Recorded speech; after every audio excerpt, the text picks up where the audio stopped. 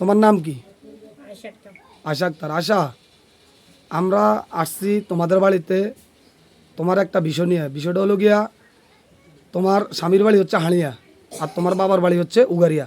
এখন দীর্ঘদিন ধরে তোমাদের স্বামী স্ত্রীর মধ্যে যে একটা বিরোধ, যে একটা দূরত্বের সৃষ্টি হয়েছে, আমরা অনেকবার চেষ্টা করছি। আমরা অত্র এলাকার অনেক মানুষ, মান্যগণ্য লোকজন, ময় মুরব্বী, বয়োজ্যেষ্ঠ, আমরা এখানে আসছি। আসলে আমরা এখন পর্যন্ত এটা সফলতা পাই নাই। এখন তোমার যে লাস্ট মুভমেন্টে তুমি এখানে কি তোমার স্বামীর ঘর করতে চাইতেছো, ভাত খাইতেছো তো চাইতেছো বা যাইতে চাইতেছো কিনা, তুমি এখন স্টেট আমাদেরকে এই বিষয়টা জানাবা। পরবর্তীতে আমরা কি করতে হয় সেই ব্যবস্থা নেব। আমি যাইতাম না, হ্যাঁ, যাবো না। আচ্ছা, তুমি কি কারণে যাইতা না একটু বাইরে বলো তো, কি সমস্যাটা? ও ভালো না। ভালো না নাকি? যেমন তোমার এই যে মনে করো স্বামী স্ত্রীর যে আসলে যে একটা অন্তরঙ্গ সম্পর্ক, একটা মেয়ে এভাবে কথা বলা, এটা আসলে অনেক তার ভিতরে কষ্ট থাকার কারণে কথা বলে। তোমার স্বামী কি যে কদিনে তুমি তার ঘর সংসার করছো, তোমার স্বামী কি তোমার দায়িত্ব পালন করছে? না, হ্যাঁ, জি না, তোমার দায়িত্ব পালন করে নাই? জি না, তোমারে তোমারে কি সে মাইদ্য টর্চার মার্চার করছে নি কোনো কিছু? জি, হ্যাঁ, জি, তো এই শুধু এই তোমারে টর্চার করছে এই কারণে তুমি তার ঘর করতে চাইতেছো না, তাই নাকি? এখন তুমি বলতেছো তার ঘর করবা না, ভাত খাবে না, ছেলেটা এখানে আসি বসি থাকে, বিভিন্ন চেষ্টা করো তোমার নেওয়ার জন্য। এখন ছেলেটা আগ্রহী তোমাকে নেওয়ার জন্য। আমরাও চাইতেছি একটা সম্পর্ক যেন নষ্ট না হয়।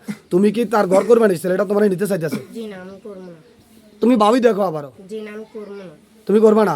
তাহলে তুমি কি কি চাইতেছো তার সাথে? আমি ডিভোর্স দিয়ে দিই। ডিভোর্স দিয়ে দিবা? হ্যাঁ, জি, এই আপনারা সবাই শুনছেন? ভাই আপনি শুনছেন?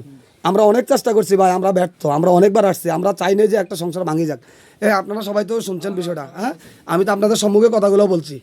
এই যে এই হচ্ছে ছেলে, আর হচ্ছে উনি হচ্ছে আমাদেরই ছেলের এক গার্ডিয়ান, আমাদের হারিয়া। আপনারা কতগুলো শুনছেন নি? মেয়ের অনেক কষ্ট আছে, মেয়ে অনেক দুঃখ করছে, বা মেয়ের সে অনেক নির্যাতনের সিস্টেমের মধ্যে রাখছে থেকে মেয়ে এখানে যাইতে পারতেছে না। মাইক দিলে খালি নির্যাতন না, হয়তোবা মেয়ের একটা চাহিদা ছিল, মেয়ের একটা শখ আহ্লাদ ছিল, এগুলো সে পূরণ করতে পারে না। বিভিন্ন দিক দিয়ে বিবেচনা করে মেয়ে আজকে দীর্ঘ 1 বছর তার বাপের বাড়িতে। এখন আমরা বহু চেষ্টা করছি তাদের এই সম্পর্কটা আমরা আবার বজায় রাখার জন্য, কিন্তু আমরা পারি নাই। এখন তাহলে আমরা কি করতে পারি? ওটা কাট সেট করো। কাটছিট করে দিতাম নাকি ডিভোর্সের মাধ্যমে? এখন কিভাবে করবো? আমি ডিভোর্স দিয়ে দিই। তুমি ডিভোর্স দিয়ে দিবা?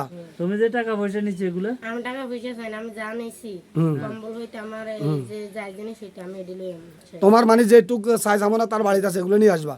আর তার কাছ থেকে কোনো টাকা পয়সা তোমার যে দেনমোহর কিছু চাওনি? জি না, হ্যাঁ, জি না। এতটা দুঃখ কিসের লেগেছে? দেনমোহরও চাও